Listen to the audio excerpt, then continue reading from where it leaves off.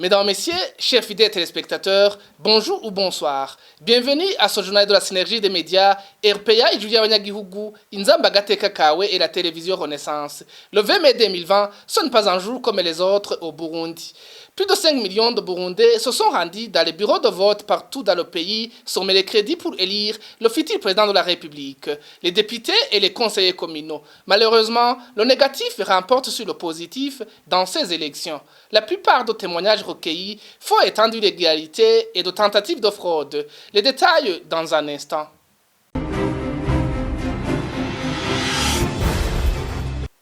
Encore une fois, bienvenue. Le 20 mai 2020, c'est le rendez-vous de 3 votes, à savoir les élections présidentielles, législatives et communales au Burundi. Ces élections ont été caractérisées par beaucoup d'illégalités, comme les violations des droits de la personne humaine. Les candidats aux présidentielles ont fait leur vote dans les différentes localités du pays. Le déroulement de ces élections avec Trésor Nyongabo. Le scrutin de ce mercredi 20 mai 2020 était constitué des élections présidentielles, les élections législatives et les élections communales. Près de 5 126 351 électeurs participent à ce scrutin. Les 7 candidats en lice pour le fauteuil présidentiel ont voté chacun dans sa localité. Évariste Ndayishimiye, candidat du parti CNDD-FDD, était dans sa commune natale de Giheta en province de Gitega. Gwasa Agathon du parti CNL était également dans sa commune natale de Kiremba en province de Ngozi. Domitien Ndayizeye de la coalition Kira Burundi a lui aussi voté dans sa commune natale Kabarore de la province Kayanza. Les candidats indépendants Francis Rohero et Dieudonné Nahimana ainsi que le candidat du parti UPRONA ont tous voté dans la ville de Bujumbura, respectivement en zone Musaga, Kinindo et Nyakabiga. En général, le vote a débuté à temps, sauf dans quelques localités où l'ouverture des bureaux de vote a été retardée dû au manque de matériel. Outre ces retards, d'autres irrégularités ont été observées dans certains centres de vote, en l'occurrence les persécutions faites aux membres du parti CNL par des militants du CNDD-FDD. Dans d'autres localités du pays, les mandataires du parti CNL se sont vus refuser l'accès aux centres de vote par les présidents des CEPI et des CECI.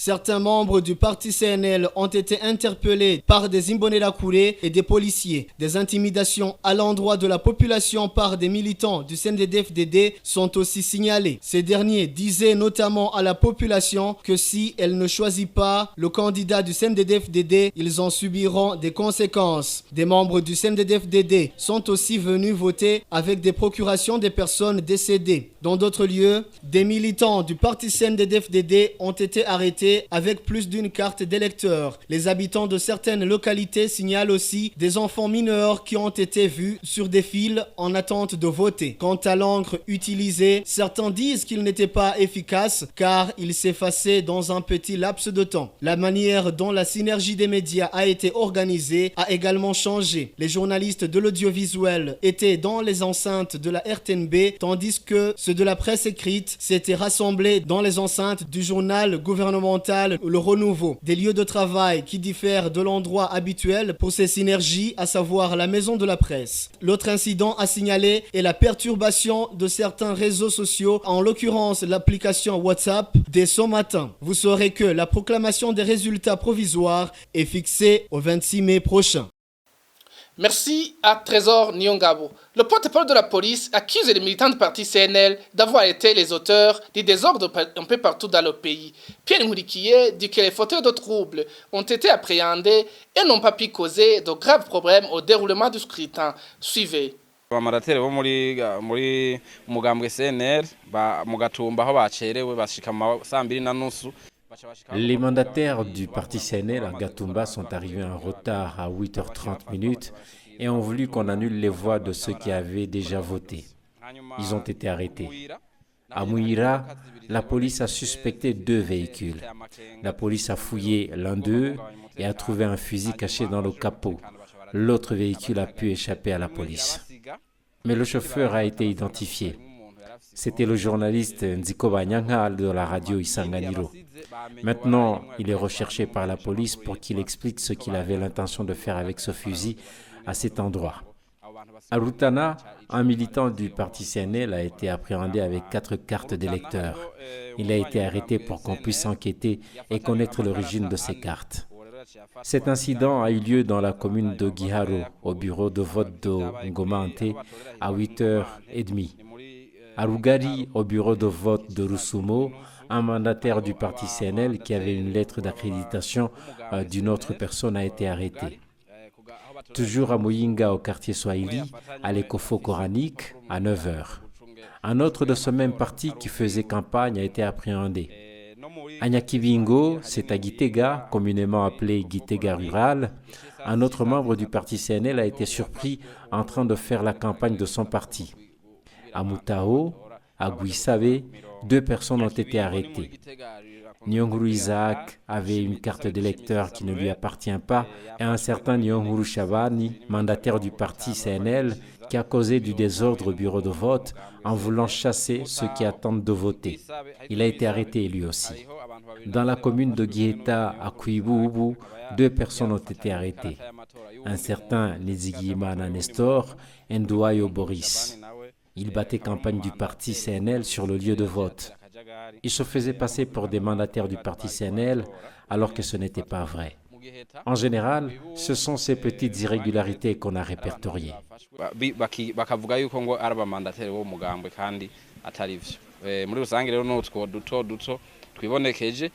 C'était le porte-parole de la police, Pierre Nkurikiye. La coupure des réseaux de communication est une preuve qui montre le plan du régime CNDD-FDD de frauder ces élections. La coalition politique de l'opposition Sefor Arusha dit ne pas être surpris parce que depuis longtemps, ils disent avoir dénoncé des élections qui ne visent que la continuité des régimes du CNDD-FDD. Suivez Emmanuel Ndereimana, chargé de la communication au sein de la Sefor Arusha. Nous, au sein de la Sefor Arusha, rien ne nous a étonnés parce que nous savons très bien que le parti au pouvoir qui a organisé ces élections en dehors de toute norme démocratique devait tout faire pour organiser cette mascarade sans témoin. Alors, pour faire ça sans témoin, il fallait vraiment couper toutes les communications où personne ne peut témoigner de quoi que ce soit là où il est en montrant aux autres ou en envoyant un message pour dire ici c'est en train de se passer ceci, cela. Alors, vous comprenez, ils ne l'ont pas fait bêtement, ils l'ont fait juste pour achever le projet qu'ils ont commencé. Donc, la tricherie sans témoin, en peu de mots. C'est ça qui les a poussés à mettre toute la nation sous forme d'une prison où personne ne peut communiquer avec quelqu'un d'autre. Vous comprenez? Alors, bref, c'est prévu dans ce projet des élections où ils doivent s'autoproclamer vainqueurs à la fin. C'est le même constat avec le directeur de la radio publique africaine RPA. Bob Rugurika rappelle que cette mesure s'ajoute à la destruction des médias indépendants, tout cela pour toujours priver le droit à l'information au peuple burundais. Suivez Bob Rugurika. Vous savez, le Burundi aujourd'hui c'est un pays où il n'y a plus une libre circulation de l'information, c'est un pays où il n'y a plus une information indépendante, du fait que tous les médias privés indépendants ont été détruits, fermés. Vous savez que plus d'une centaine de journalistes indépendants sont en exil. Alors, et puis aujourd'hui, les citoyens burundais sont conscients qu'il n'y a plus d'informations crédibles diffusées via les médias publics, par exemple. Alors, c'est pour cela que, d'habitude, actuellement, les Burundais faisaient recours aux médias citoyens, aux réseaux sociaux, pour s'informer, pour savoir ce qui se passe sur le territoire burundais, mais aussi pour avoir accès à une information libre, indépendante et crédible. Donc, tout cela, le régime était conscient. Et aujourd'hui, au matin du scrutin, le régime a décidé de couper toutes les plateformes des réseaux sociaux qui servaient effectivement d'accès à l'information aux citoyens burundais. Donc, je pense que c'est une méthode, vous le savez, qui est souvent utilisée par des dictatures, ici et là dans le monde, pour empêcher les citoyens de s'exprimer tout d'abord, mais aussi pour empêcher aux citoyens d'avoir une information crédible et fiable. Donc, Aujourd'hui, vous savez, avec cette élection, de tous les dangers d'ailleurs, parce que c'est une élection d'abord qui n'est pas du tout crédible, qui ne réunit pas tous les standards d'une élection démocratique.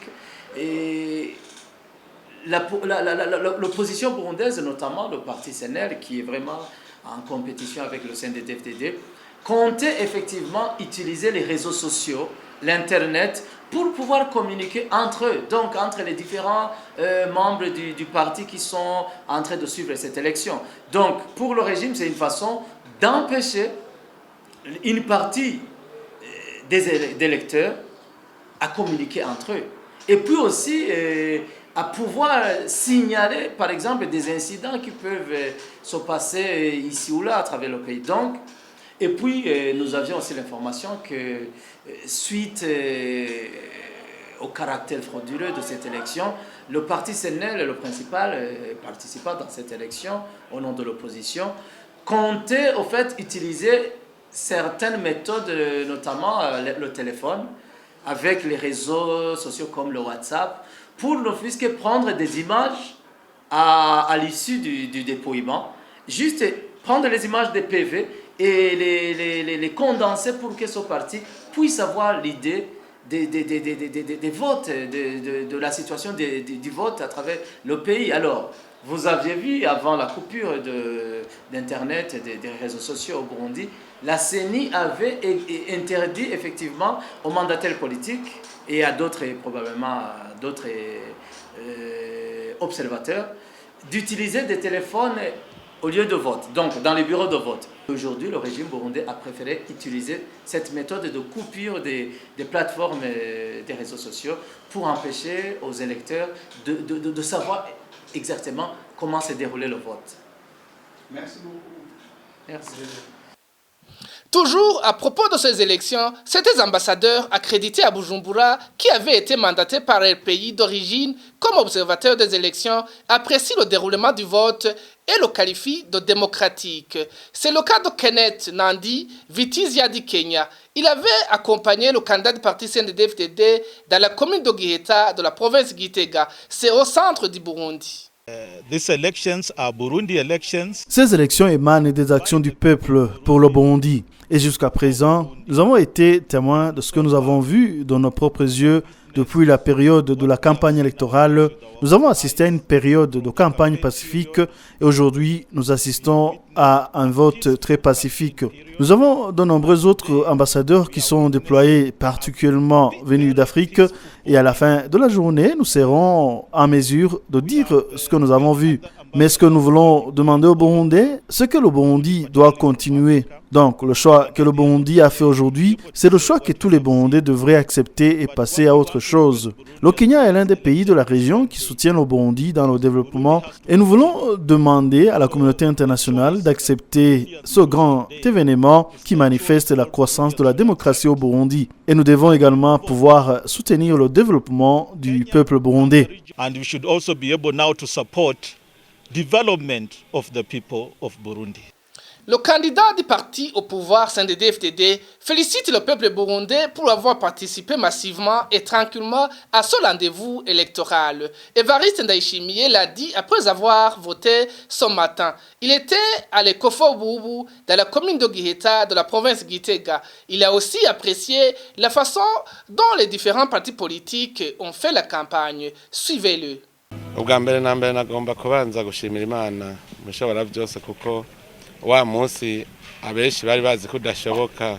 Premièrement, je voudrais remercier le Seigneur Tout-Puissant parce que le jour que la plupart ne croyaient pas possible est arrivé au Burundi. Le jour où le peuple vote et même sans aucune pression leurs dirigeants. Je voudrais féliciter les Burundais qui votent calmement dans l'unité. Je les félicite surtout parce qu'ils sont courageux. Beaucoup se sont levés très tôt le matin. Ils votent tranquillement. Nous devons les féliciter car c'est une bonne chose. Je remercie aussi les partis politiques qui se comportent bien jusqu'à maintenant. Nous avons même fait une réunion d'évaluation de la période de campagne. Nous avons trouvé qu'elle s'est bien déroulée. Même aujourd'hui, je suis satisfait par l'attitude des partis politiques.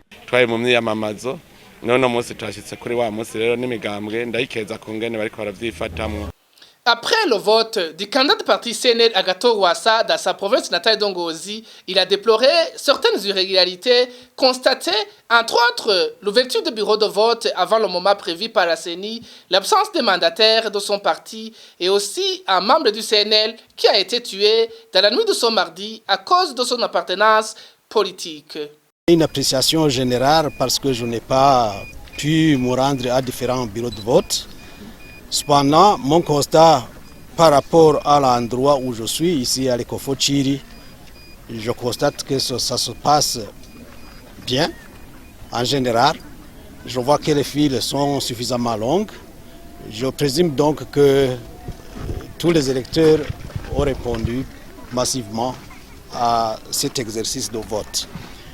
Au-delà de cela, je dois quand même déplorer qu'il y a deux poids, deux mesures, dans ce sens que je viens d'être témoin moi-même de combien les journalistes ont été formellement interdits d'exercer leur profession, étant donné que une fois que la CENI et le Conseil national de communication, ou à travers le ministère de la communication, ont déjà convenu de comment la presse devrait s'y prendre pour couvrir cet événement.